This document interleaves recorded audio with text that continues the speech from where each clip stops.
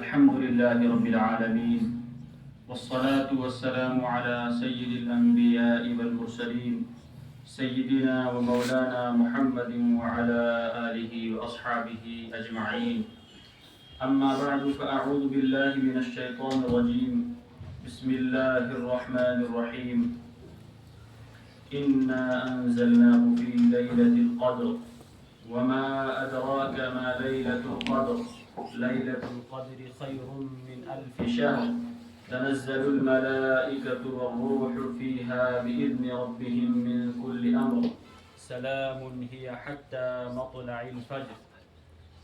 وقال تعالى: حاميم والكتاب المبين إنا أنزلناه في ليلة مباركة إنا كنا منذرين فيها يفرق كل أمر حكيم أمرا من عندنا إنا كنا مرسلين. وقال النبي صلى الله عليه وسلم: تحروا ليلة القدر في الوتر من العشر الأواخر من رمضان. وقال عليه الصلاة والسلام: من قام ليلة القدر إيمانا واحتسابا غفر له ما تقدم من ذنبه. وعن عائشة رضي الله عنها قالت: كان رسول الله صلى الله عليه وسلم إذا دخل العشر الأواخر أحيا الليل وأيقظ أهله وشد مئزره. وقال عليه الصلاة والسلام: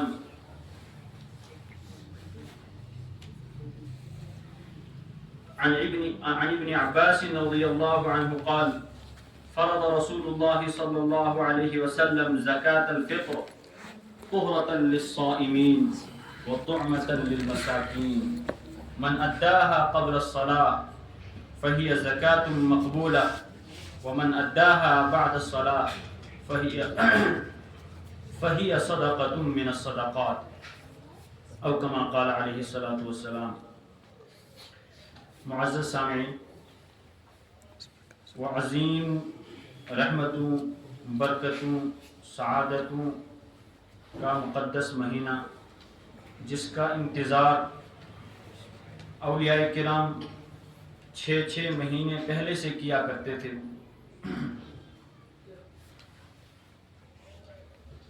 اور پھر اس مہینے کے آنے کے بعد مکمل محنت کے ساتھ اس کو وصول کرتے تھے، عبادت میں اپنا آپ تھکاتے تھے، اور اس مہینے کے گزرنے کے بعد 6 مہینے تک قبولیت کی دعا کیا کرتے تھے. وہ مہینہ اب ہم سے رخصت ہوا چاہتا ہے. 3 ہفتوں سے زیادہ وقت گزر چکا ہے، آخری ہفتہ اس مہینے کا چل رہا ہے. اگر کوئی شخص راستہ بھول جائے، بھٹک جائے، تو اگر وہ شام کو بھی گھر آ جائے تو اس کو بھولا بھٹکا نہیں کہتے ہیں، منزل کو پانے والا کہتے ہیں. اگر خدا نخواستہ ان 3 ہفتوں میں ہم سے کچھ کوتاہیاں ہوئی، عبادت کرنے میں، اپنا تلاوت قرآن اور قیام اللیل میں تھکانے میں کمی اگر ہم نے کی ہے، کوئی کوتاہی کی ہے، گناہوں سے بچنے میں کوئی کوتاہی ہوئی ہے، کوئی وقت اگر ہمارا ضائع ہوا ہے، وقت کو قیمتی بنانے میں کوتاہی ہوئی ہے، تو اب یہ آخری ہفتہ نہایت ہی قیمتی ہے، نہایت ہی قیمتی ہے، نہایت ہی قیمتی ہے. نہ معلوم ہم میں سے اگلے سال کون زندہ ہوگا اور کون قبر میں جا چکا ہوگا. کتنے حضرات وہ جو گزشتہ رمضان میں زندہ تھے آج وہ قبروں میں آرام فرما رہے. کیا معلوم رمضان کی یہ ساعتیں ہماری زندگی کی آخری رمضان کی ساعتیں ہوں. اس لیے اس آخری ہفتے کو نہایت اہتمام کے ساتھ خوب سے خوب عبادت میں اپنا آپ تھکا کر گزاریں. اور اس آخری عشرے کی خصوصیت دوسرے 2 عشروں کے مقابلے میں کچھ زیادہ ہی ہے. اسی وجہ سے تو حضرت رسول اللہ صلی اللہ علیہ وسلم کے متعلق حضرت عائشہ رضی اللہ عنہا فرماتی ہیں: اذا دخل العشر الاواخر، جب رمضان کا آخری عشرہ داخل ہو جاتا، ایقظ اہلہ، نبی پاک علیہ السلام گھر والوں کو بھی جگہ دیتے تھے. احیا لیلا، اس عشرے کی راتوں کو بیدار رہتے تھے، سوتے نہیں تھے. وشد میزرا، اور کمر کس لیتے تھے، ازار کس لیتے تھے، یعنی خوب عبادت کرتے تھے. یہ تو آپ علیہ السلام کا حال ہے رمضان کے آخری عشرے میں اپنے آپ کو عبادت کے اندر تھکانے کے اعتبار سے. وجہ کیا تھی؟ اس آخری عشرے کی کچھ وہ خصوصیات ہیں جو رمضان المبارک کے پہلے 2 عشروں کی نہیں ہیں. یوں تو پورا مبارک مہینہ نہایت قیمتی ہے، لیکن آخری عشرہ اور بھی قیمتی ہے. چنانچہ یہ آخری عشرہ ہی وہ مقدس عشرہ ہے کہ جس میں لیلۃ القدر واقع. خود نبی علیہ الصلوۃ والسلام نے ارشاد فرمایا تحروا لیلۃ القدر، شب قدر کو تلاش کرو، فی الوتر، طاق راتوں میں، من العشر الاواخر من رمضان، رمضان کے آخری عشرے کی. تو آپ علیہ السلام نے اس کے تلاشنے کا حکم دیا. اور اس شب قدر کی تلاش کے لیے حضرت نبی پاک صلی اللہ علیہ وسلم اعتکاف فرمایا کرتے تھے. اور اعتکاف کی اہمیت نبی پاک علیہ الصلوۃ والسلام کی نظر میں اتنی تھی کہ مدینہ طیبہ تشریف لانے کے بعد ہر سال آپ علیہ الصلوۃ والسلام نے اعتکاف فرمایا، بہت اہتمام سے اعتکاف فرمایا. جس سال وصال شریف ہوا اس سال تو آپ علیہ السلام نے 20 دن کا اعتکاف فرمایا. تو اس آخری عشرے میں شب قدر واقع ہے اور شب قدر میں قرآن کریم نازل ہوا ہے، اس لیے اس آخری عشرے کی کوئی رات ضائع نہیں ہونی چاہیے. دن میں چلے ہمیں آج کل باغوں کا کام ہے، دوائی چھڑکنی ہوتی ہے، روزہ رکھ کر کے زبان کو ذکر اللہ میں مصروف رکھ کر کے اپنا کام کر سکتے ہیں، لیکن تھوڑا سا وقت آرام کے لیے اس طرح نکالیں تاکہ راتوں کو بیدار رہ کر کے عبادت میں ہم جاگ کر کے اللہ کو راضی کرنے والے بن جائیں.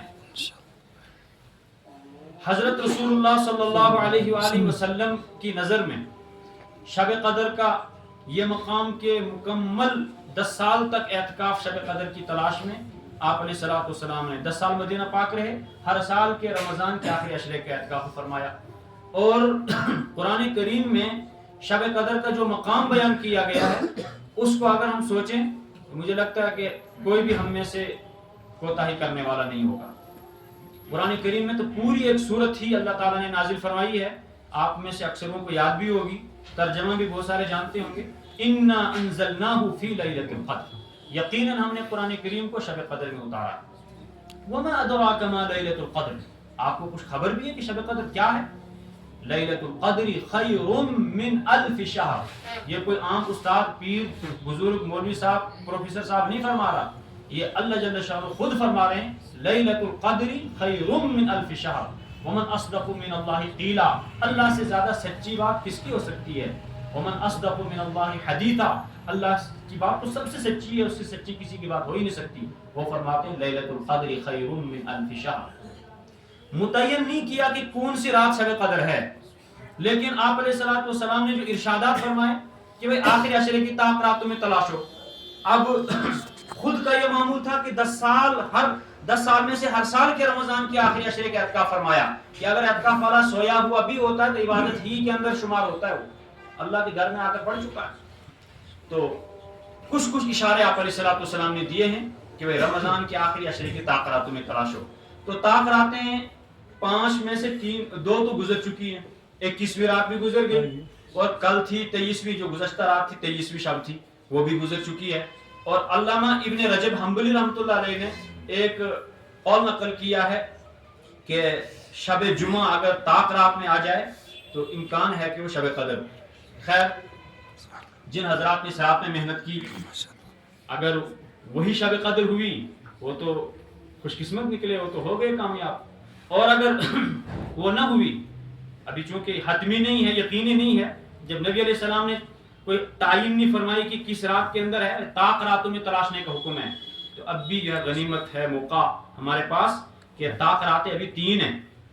چلیے اولاً تو ہمیں سب راتوں میں جاگنا چاہیے، تراویح تو الحمدللہ پڑھتے ہی ہیں، اس کے بعد نفلوں میں اپنے آپ کو تھکانا، دعا میں تضرع اور عاجزی اختیار کر کے اللہ کے سامنے رونا. ایک بار ہم دعا کرتے ہیں ربنا آتنا فی الدنیا، یہ دعا پڑھنا ہوا، دعا مانگنا یہ نہیں ہوا.